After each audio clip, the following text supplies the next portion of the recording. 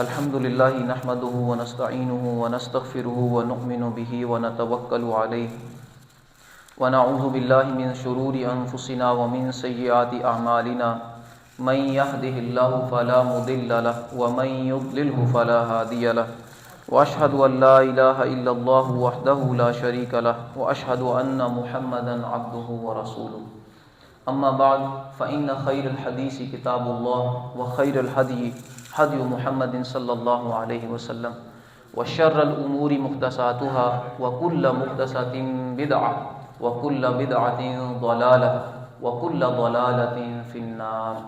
اما بعد اعوذ باللہ من الشیطان الرجیم بسم اللہ الرحمن الرحیم. یا ایھا الذین آمنوا کتب علیکم الصیام کما کتب علی الذین من قبلکم لعلکم تتقون. وقال عز وجل شهر رمضان الذي انزل فيه القرآن هدى للناس وبينات من الهدى والفرقان. رب اشرح لي صدري ويسر لي امري واحلل عقدة من لساني يفقهوا قولي.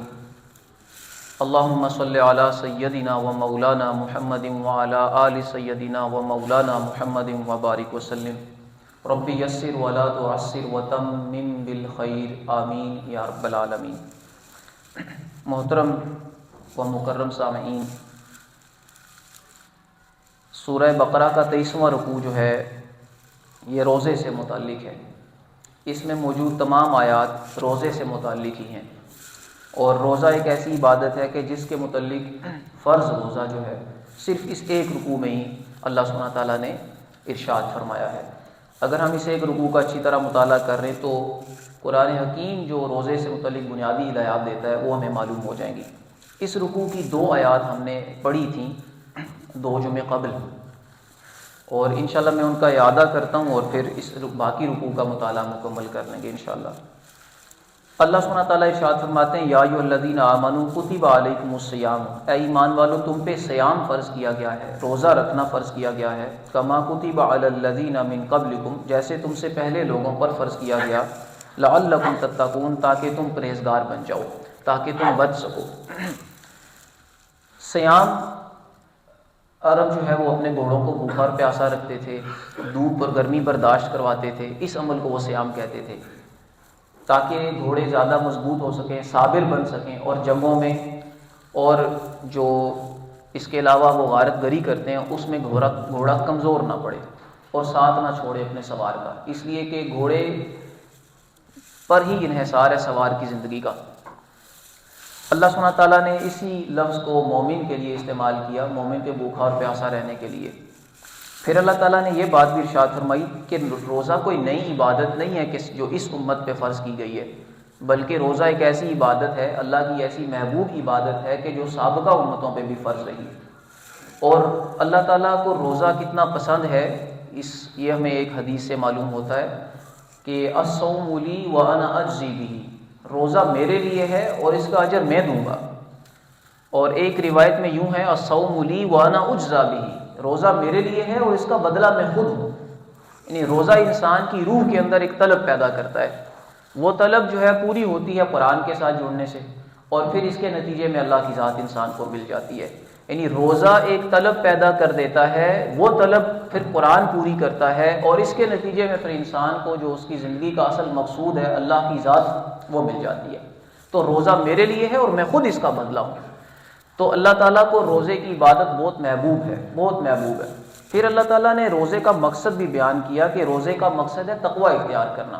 تمہارے اندر یہ صلاحیت پیدا ہو جائے کہ تم رمضان کے علاوہ باقی 11 مہینوں میں بھی اللہ کی نافرمانی سے بچ سکو.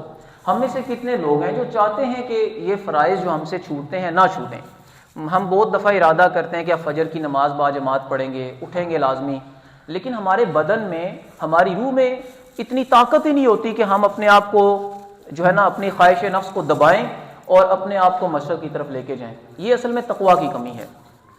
اسی طرح ہم خرچ بھی کرنا چاہتے ہیں بعض اوقات اللہ کی راہ میں، لیکن بخل اتنا مضبوط ہوتا ہے اور نفس کی خواہش اتنی غالب ہوتی ہے کہ ہم چاہنے کے باوجود، جاننے کے باوجود کہ ایک بڑی نیکی ہے، ہم نہیں خرچ کر پاتے. تو روزے کے نتیجے میں اصل میں تقویٰ حاصل ہوتا ہے، انسان میں قوت اور طاقت پیدا ہوتی ہے، اس کا یہ بدن، حیوانی بدن اور اس کے تقاضے کمزور پڑتے ہیں، اور انسان کا جو روحانی وجود ہے وہ مضبوط ہوتا ہے دن کو بھوکا اور پیاسا رہنے سے اور رات قرآن کے ساتھ گزارنے کے نتیجے میں. جب روح مضبوط ہوتی ہے اور بدن کے تقاضے کمزور ہوتے ہیں، خواہش نفس جو ہماری حیوانی جبلت ہے وہ جب کمزور پڑتی ہے اور روح مضبوط ہوتی ہے، تو اس کے نتیجے میں پھر انسان کے اندر یہ استعداد اور صلاحیت پیدا ہو جاتی ہے کہ وہ اپنے آپ کو اللہ کی نافرمانی سے بچا سکے. اگر رمضان پورا گزارنے کے بعد ہم میں یہ طاقت پیدا نہیں ہوئی اور ہم یہ محسوس کریں کہ کوئی طاقت پیدا نہیں ہوئی، تو پھر کوئی فائدہ نہیں. میرا یہ خیال ہے، تو یہ بڑے کلمات، اللہ تعالیٰ معاف فرمائے مجھے، کہ پھر شاید بھوکا اور پیاسا رہنے کا کوئی فائدہ نہیں. 29 شعبان، 29 رمضان کی رات، چاند کی رات یہ بتاتی ہے کہ اس قوم نے پورا مہینہ بھوکا اور پیاسا رہ کے کتنا تقویٰ حاصل کیا ہے. یہ ایسے لگتا ہے کہ جیسے یہ قوم بندھی ہوئی تھی مجبوراً ایک کلچر کی وجہ سے. جیسے ہی وہ کلچر کی شرائط ان سے ہٹی ہیں تو یہ فوراً نکلے ہیں جو ہے نا اپنی بیڑیاں توڑوا کر. جیسے بچوں کو اسکول سے چھٹیاں ہوتی ہیں نا، تو وہ اسکول سے چیخیں چلاتے ہوئے نکلتے ہیں، خوشیاں مناتے ہوئے نکلتے ہیں.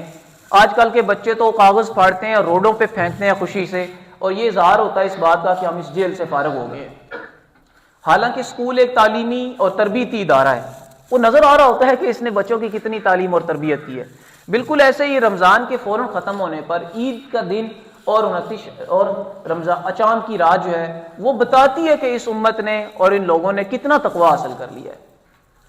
تو اپنے مقصد کو انفرادی سطح پہ طے کریں کہ میں نے باقی 11 مہینے کے لیے پیٹرول طاقت حاصل کرنا ہے اس روزے کے ذریعے سے اور قرآن کے ساتھ گزار کے. پھر میں نے یہ بات بھی عرض کی تھی جو اگلی آیہ مبارکہ میں ہے کہ شہر رمضان الذی انزل فیہ القرآن، رمضان کا مہینہ وہ ہے جس میں قرآن نازل کیا گیا. تو یہ مہینہ دو ڈبل پیکیج ہے. اس میں کوئی ایک عبادت نہیں ہے دن کے روزے کی، بلکہ رات کا قرآن بھی ہے. اور قرآن کو کسی صورت میں بھی اگنور نہ کریں. حضرت امام سفیان ثوری رحمہ اللہ باقی جو تطوع عبادات ہیں وہ رمضان میں چھوڑ دیتے تھے اور قرآن کے ساتھ مستقل جڑ جاتے تھے، قرآن ہی پڑھتے تھے. یعنی یہ مہینہ قرآن کا مہینہ ہے، یہ مہینہ صرف روزے کا مہینہ نہیں ہے. اللہ کے نبی علیہ السلام نے کیا فرمایا کہ روزہ بھی شفاعت کرے گا قیامت کے دن اور قرآن بھی شفاعت کرے گا قیامت کے دن، کہ کہے گا یا اللہ میں نے اسے رات کو سونے سے روکے رکھا، اس نے راتیں میرے ساتھ گزاری ہیں، تو اس کے حق میں میری سفارش قبول فرما. تو اللہ تعالیٰ وہ سفارش قبول فرما لیں گے. جہاں روزے کی وجہ سے اللہ تعالیٰ نے فرمایا کہ میں گناہ سابقہ معاف کر دیتا ہوں، وہیں صحیح بخاری اور صحیح مسلم میں اسی حدیث کا اگلا حصہ کیا ہے کہ قرآن کی وجہ سے بھی اللہ تعالیٰ، رات کے قیام کی وجہ سے بھی اللہ تعالیٰ ماضی کے سارے گناہ معاف فرما دیتے. تو ہم فضائل جب دیکھتے ہیں روزے کے، تو روزے کے ساتھ ہمیں قرآن ملتا ہے. اور یہاں پہ بھی یہ آیہ مبارکہ بتاتی ہے کہ رمضان کو جو فضیلت ملی ہے وہ نزول قرآن کی وجہ سے ملی ہے. پھر اس مہینے میں جو ایک رات ہے جو سب سے زیادہ عظیم رات ہے لیلۃ القدر، وہ بھی نزول قرآن کی وجہ سے ہے. اگر ہم اس مہینے میں بھی اپنی روحوں پر قرآن نازل نہ کریں اور اس مہینے میں بھی ہم اگر اپنا تعلق قرآن سے نہ جوڑیں، تو قرآن کی وجہ سے رمضان کو فضیلت ملی ہے، ہم پھر رمضان کی فضیلت کیسے حاصل کر سکیں گے؟ تو یہ ایک بڑی غلطی اور آپ کہہ لیں خطرناک غلطی ہے جو ہم سے ہو جاتی ہے کہ ہم یہ سمجھتے ہیں کہ رمضان صرف روزہ رکھنے کا مہینہ ہے. نہیں، رمضان قرآن سے ٹوٹے ہوئے تعلق کو جوڑنے کا مہینہ ہے، اللہ سے معافی مانگنے کا مہینہ ہے. اور محض بھوکا اور پیاسا رہنے سے تقوی حاصل نہیں ہوگا. بھوک اور پیاس اور روزے کے نتیجے میں تو ایک طلب پیدا ہوگی روح میں، اور اس طلب کی تسکین قرآن کرے گا. پھر یہ دونوں چیزیں، روزہ اور قرآن مل کے تقوی حاصل اس سے ہوتا ہے. اللہ تعالیٰ مجھے بھی اس کی توفیق عطا فرمائے اور اللہ آپ کو بھی اس کی توفیق عطا فرمائے. شہر رمضان الذی انزل فیہ القرآن، رمضان کا مہینہ وہ ہے جس میں قرآن نازل کیا گیا. ھدی للناس، قرآن انسانوں کے لیے ہدایت ہے. ہم جب تک قرآن کو سمجھ کے نہیں پڑھیں گے کیسے قرآن ہمارے لیے ہدایت بنے گا؟ قرآن ایک قانون کی کتاب ہے، قرآن ایک ضابطہ حیات کی ہے. قرآن تو خاندانی نظام سے کے بارے میں بتاتا ہے کہ میاں اور بیوی میں تنازع ہو جائے تو کیا کریں. قرآن ہمیں زندگی کے ہر گوشے میں، معاش کے سلسلے میں ہمیں ہدایات بتا رہا ہوتا ہے. قرآن ہمیں اپنے اولو الامر سے کیسا تعلق ہونا چاہیے یہ بتا رہا ہوتا ہے. ہم یہ ساری ہدایات برکت کے لیے پڑھ رہے ہوتے ہیں. مثلا اللہ تعالیٰ فرماتے ہیں کہ جب میاں اور بیوی میں تنازع ہو جائے تو ایک حکم مقرر کرو عورت کی جانب سے اور ایک حکم مقرر کرو مرد کی جانب سے. اللہ نے چاہا تو ان کے درمیان صلح ہو جائے گی. اللہ تعالیٰ ارشاد فرماتے ہیں کہ مرد کوئی یا عورت چوری کریں ان کے ہاتھ کاٹ دو. اگر تم میں سے کوئی بے حیائی کا ارتکاب کر بیٹھے تو یہ کرو. تو ہم یہ ساری کی ساری چیزیں بغیر سمجھ کے صرف کس لیے پڑھ رہے ہوتے ہیں؟ ثواب کے لیے. دنیا میں کوئی ایسی ہے قانون کی کتاب، معاش کی کتاب، سیاست کی کتاب جسے برکت کے لیے پڑھا جاتا ہو؟ یہ دنیا کی واحد مظلوم کتاب قرآن ہے. جارج برنارڈ شاہ نے کہا نا کہ دنیا میں سب سے زیادہ پڑھی جانے والی کتاب بھی قرآن ہی ہے، لیکن یہ کہ دنیا میں سب سے زیادہ بغیر سمجھ کے پڑھی جانے والی کتاب بھی قرآن ہی ہے. دنیا میں اور کوئی کتاب ایسی نہیں ہے جس کو اس طرح صرف بغیر سمجھ کے پڑھا جائے. اگرچہ کہ قرآن کو بغیر سمجھ کے پڑھنا بھی فائدے سے خالی نہیں ہے، اس سے بھی روح کو سکون ملتا ہے، اس سے بھی ایمان بڑھتا ہے، اس سے بھی اللہ سے ایک تعلق قائم ہوتا ہے. یہ ایک نغمہ ہے نا جو روح کو سکون دیتا ہے.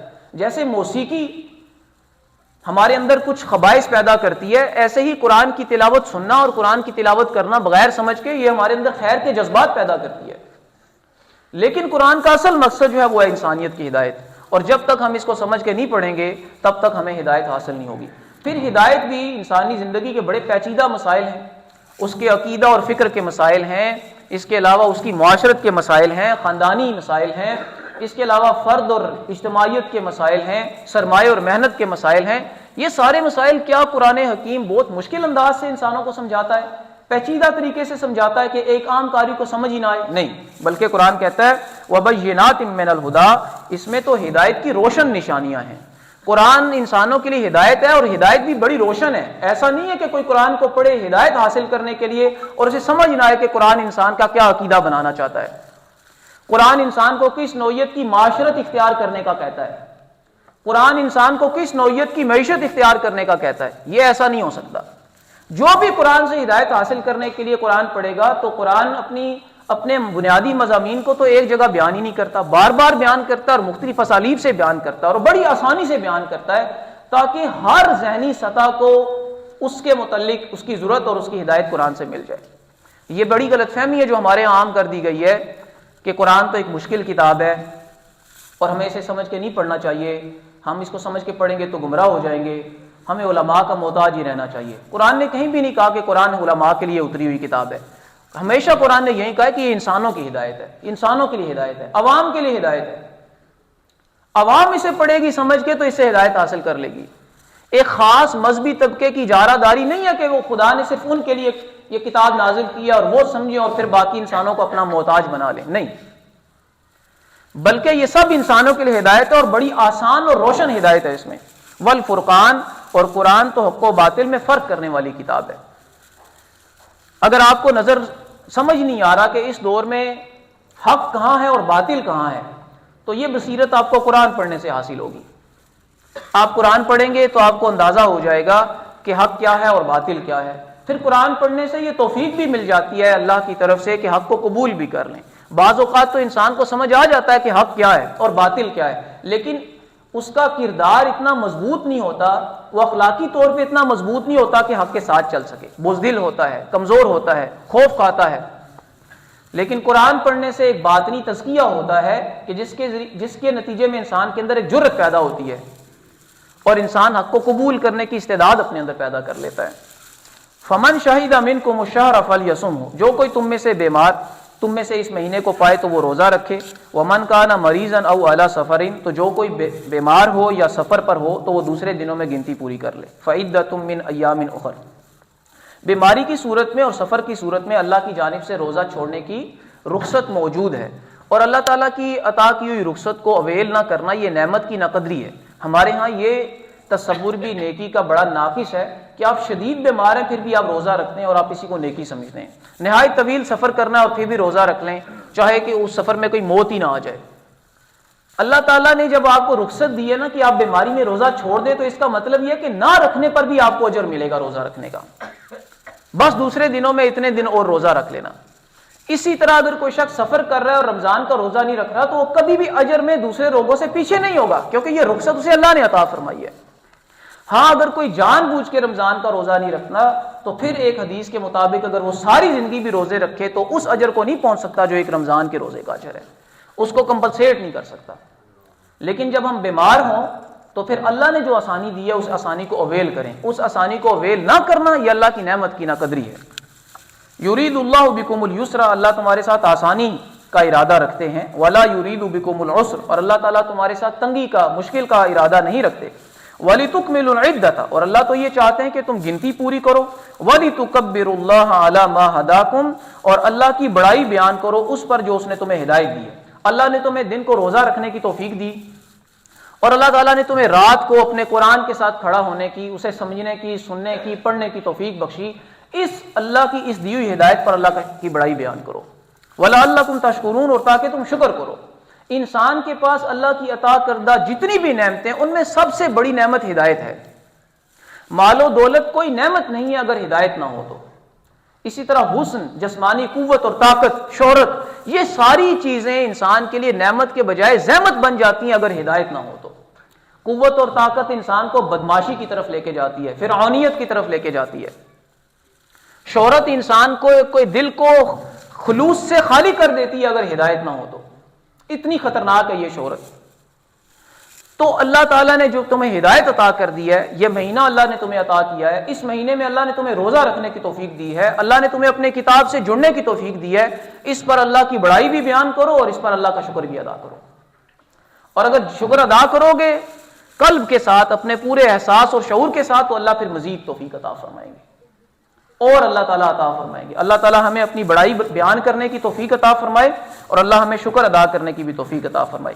پھر اللہ کی بڑائی صرف زبان اسی سے بیان نہ کرو، زبان سے صرف یہ نہ کہو کہ اللہ بڑا ہے، اللہ بڑا ہے، بلکہ بالفعل اپنے بدن پہ اللہ کو بڑا کر کے دکھاؤ۔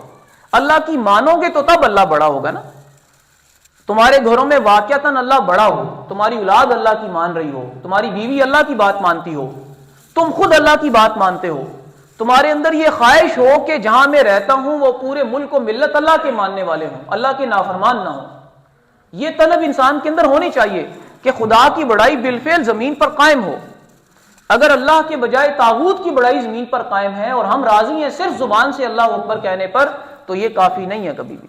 آپ نے روایت سنی ہے کہ جس شخص نے کوئی جنگ نہ کی اور نہ اس کے دل میں اللہ کے لیے کوئی جنگ کرنے کی کا شوق پیدا ہوا، کوئی خواہش اس کے اندر ہوئی، تو نفاق کی ایک قسم پر مرا، یعنی اس کے اندر نفاق ہے۔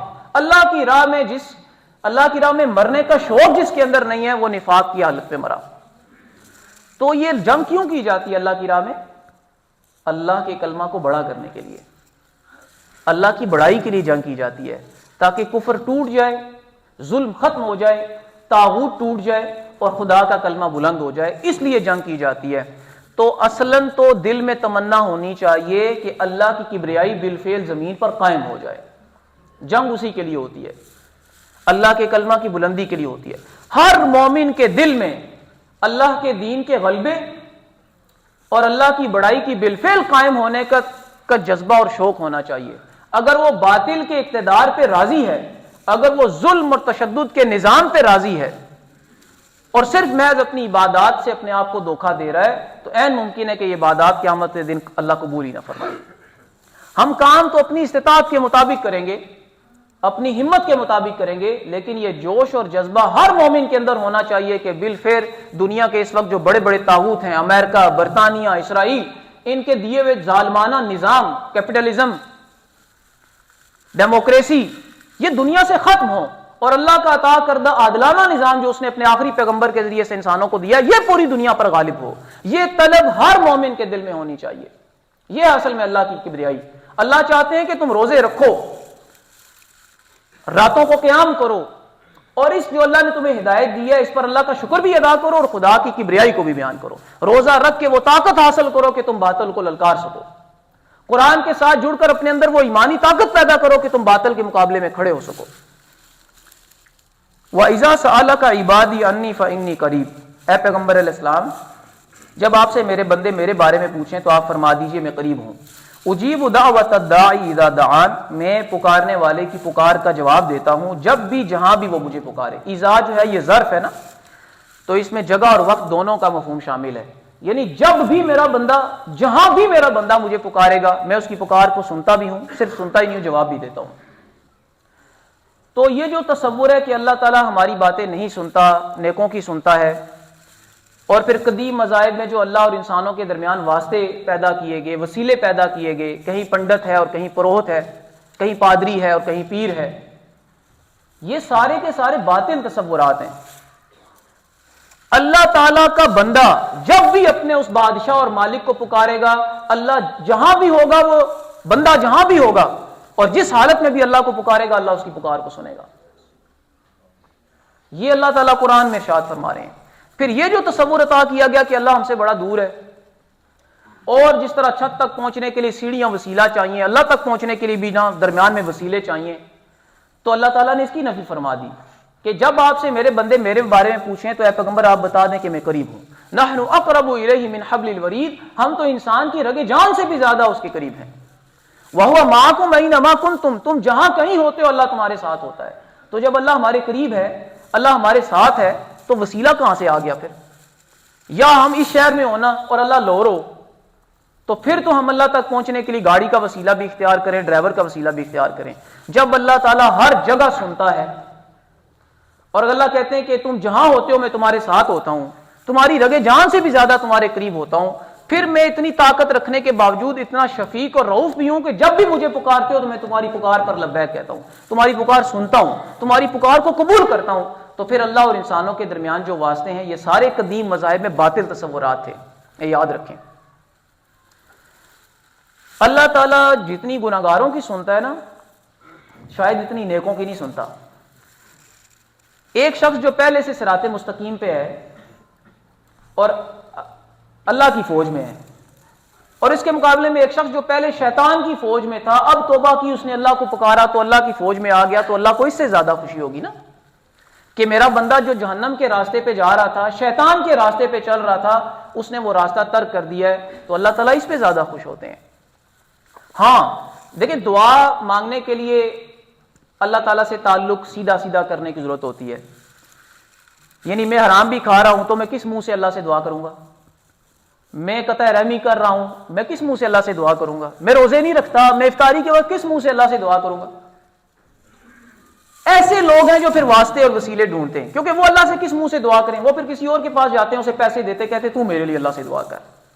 تو اللہ تو رشوت قبول نہیں کرتے نا، کہ تمہارا تعلق تو اللہ سے بگڑا ہوا ہو، تم خود اللہ کی راہ پہ آنے کے لیے تیار نہ ہو، اور تم کسی کو پیسے دے کے کہو کہ وہ اللہ کو کہے کہ وہ راضی ہو جائے، یا اللہ اپنا بندہ راضی ہو جائے، تو اللہ کہیں چلو کوئی نہیں، خیر ہی ہے۔ اللہ کو ان دنیا کے ظالم اور کرپٹ ججز کے ساتھ نہ جوڑیں، ان ظالم اور کرپٹ سیاستدانوں کے ساتھ نہ جوڑیں جو رشوت لے کے راضی ہو جائے، جو سفارش سن کر راضی ہو جائے۔ نہیں، جب تک اپنا تعلق خود اللہ سے قائم نہیں کریں گے تب تک کس منہ سے اللہ سے دعا کریں گے؟ اور اگر اللہ کے سے آپ کا تعلق درست نہیں ہے تو پھر ایک نہیں 1000 پیروں کے پاس جا کے دعا کروائیں، دھوکہ تو سارے آپ کو دیں گے، اللہ راضی نہیں ہوگا۔ اسی ذات سے تعلق کو درست کرنا پڑے گا۔ وَإِذَا سَأَلَكَ عِبَادِي عَنِّي فَإِنِّي قَرِيبٌ، اے پیغمبر علیہ السلام جب آپ سے میرے بندے میرے بارے میں پوچھیں تو آپ فرما دیں میں قریب ہوں۔ اجیب دعوت الداعی اذا دعان، میں پکارنے والے کی پکار کا جواب دیتا ہوں جب بھی جہاں بھی وہ مجھے پکارے. فَلْيَسْتَجِيبُوا لِي، بس بندوں کو بھی چاہیے کہ میری پکار کا جواب دیں. میں تو یہ سورہ فاتحہ پڑھتا ہے نا بندہ، جب الحمدللہ کہتا ہے تو اللہ فرماتے ہیں میں جواب دیتا ہوں. جب یہ الرحمن الرحیم کہتا ہے تو اللہ جواب دے رہے ہوتے ہیں. جب بندہ مالک یوم الدین کہتا ہے تو اللہ جواب دے رہے ہوتے ہیں. ایک یہ نماز اللہ کے ساتھ ایک مکالمہ ہے، اللہ بھی بات چیت کر رہے ہوتے ہیں، بندہ بھی ساتھ اللہ سے باتیں کر رہا ہوتا ہے. لیکن بندوں کو بھی تو چاہیے نا کہ اللہ کی پکار پر لبیک کہیں. جب اللہ تعالیٰ بندے سے مال مانگے تو یہ مال پیش کر دے، جب اللہ بندے سے جان مانگے تو یہ جان پیش کر دے، جب اللہ تعالیٰ بندے سے یہ مطالبہ کریں کہ خواہش نفس اپنی مار دو میری خاطر تو مار دے.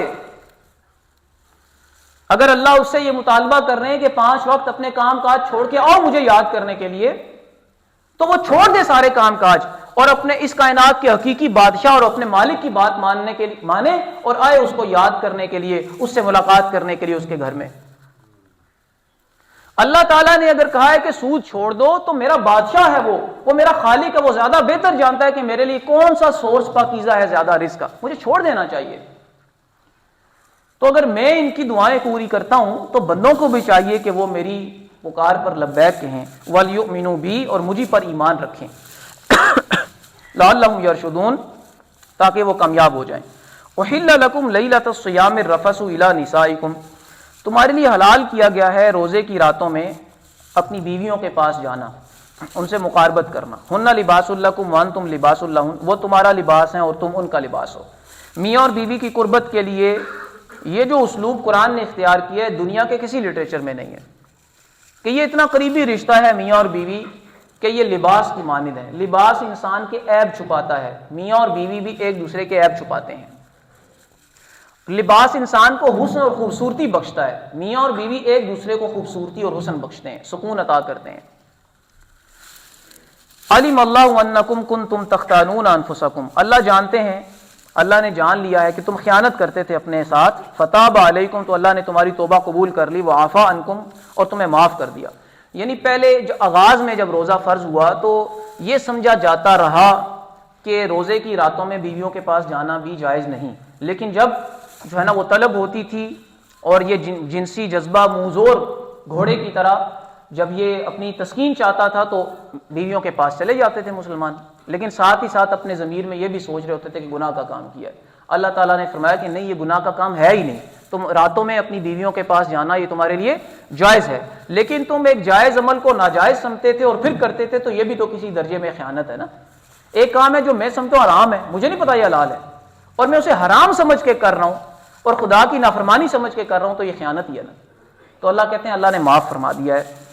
فالآن باشروہن وابتغوا ما کتب اللہ لکم، پس آؤ اب اپنی بیویوں کے پاس اور حاصل کرو، تلاش کرو جو اللہ نے تمہارے لیے لکھا ہے، یعنی اولاد. وکلوا واشربوا حتی یتبین لکم الخیط الابیض من الخیط الاسود، اور کھاؤ اور پیو یہاں تک کہ سفید دہاری سیاہ دہاری سے واضح ہو جائے، من الفجر، فجر سے. سفید اور سیاہ دہاری سے مراد یہ نہیں کہ آپ کالا اور سفید دھاگا لیں اور دیکھیں جب نظر آ جائیں دونوں تو پھر روزہ کھول لیں، شروع کر دیں، ختم کر دیں کھانا پینا اس وقت اور رات کو اس وقت افطاری کر لیں، بلکہ اس سے مراد طلوع فجر ہے.